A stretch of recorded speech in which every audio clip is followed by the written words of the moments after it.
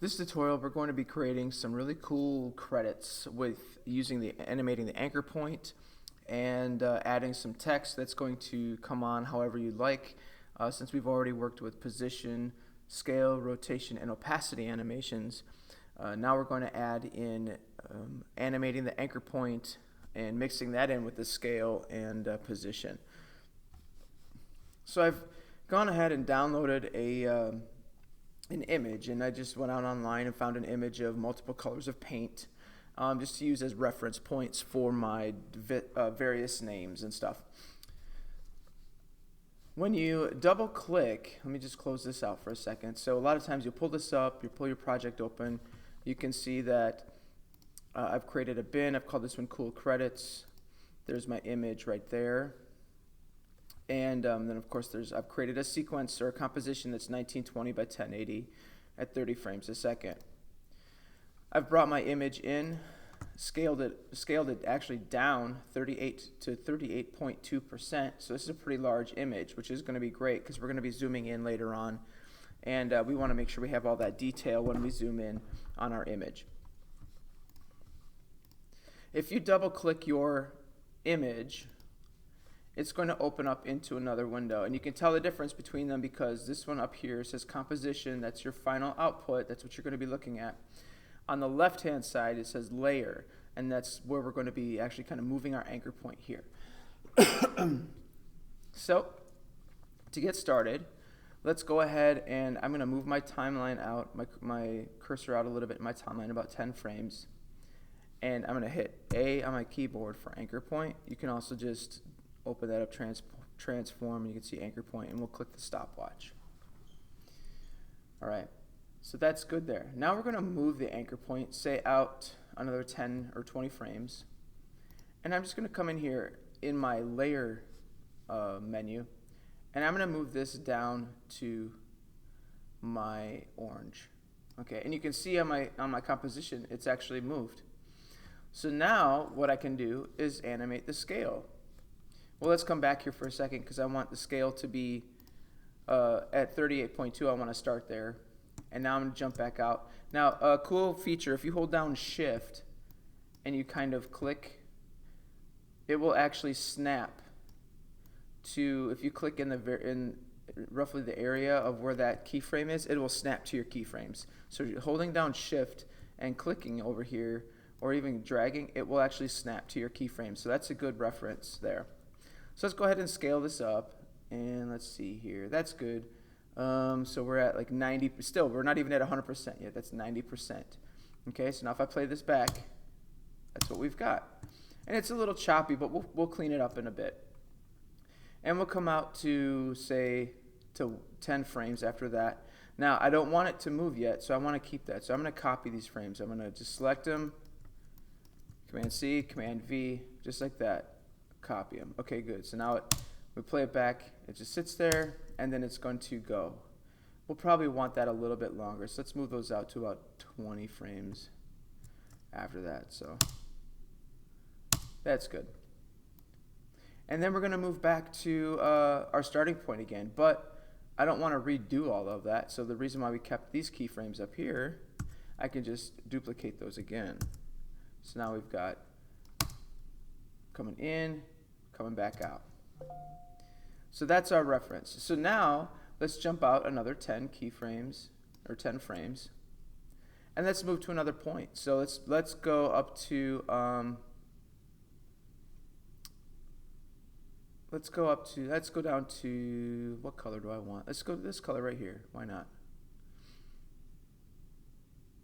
I'm going to select that. Again, we'll zoom in. And we were at, I think, 90%. So let's go to scale and say 90%. That looks good.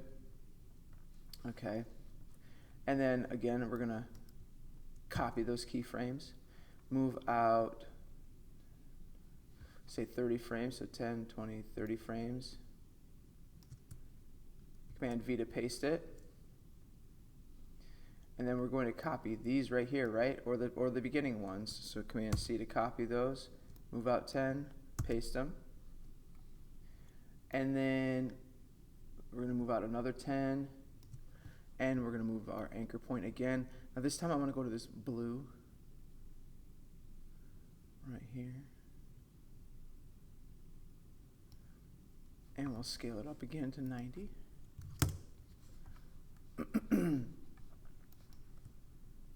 Oh, we want to copy those. Move out 10, 20, 30. Command V to paste it. Copy these. Out 10. Paste it.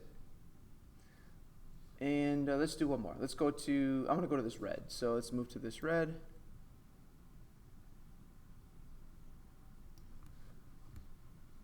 Oop, Command Z. Oop, undo.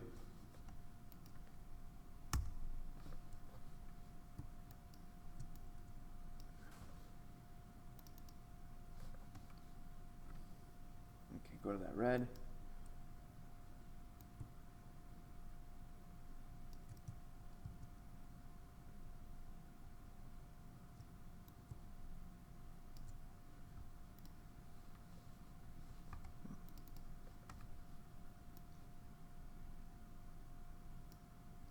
Scale it up to 90.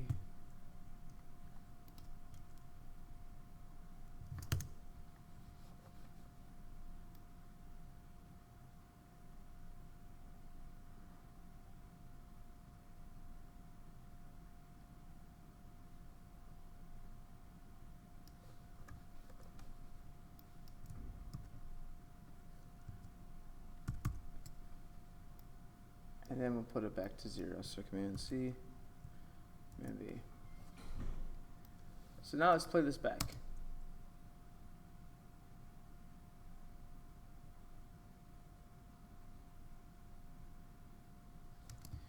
Just like that.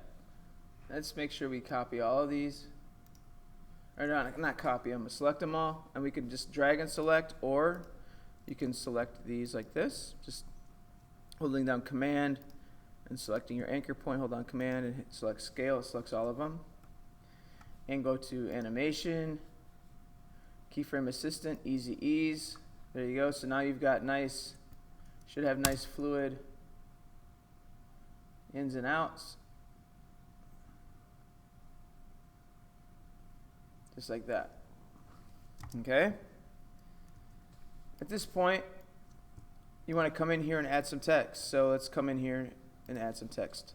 I'll do one of these and you can continue on. So let's call John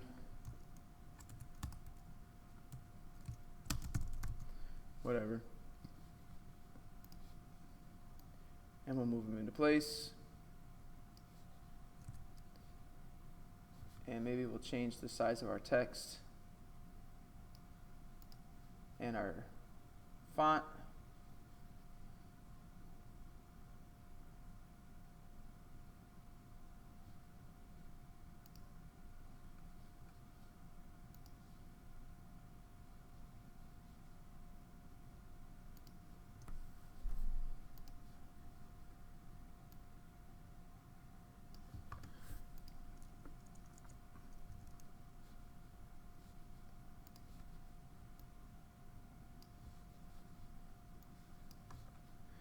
You might offset your animation for this a little bit.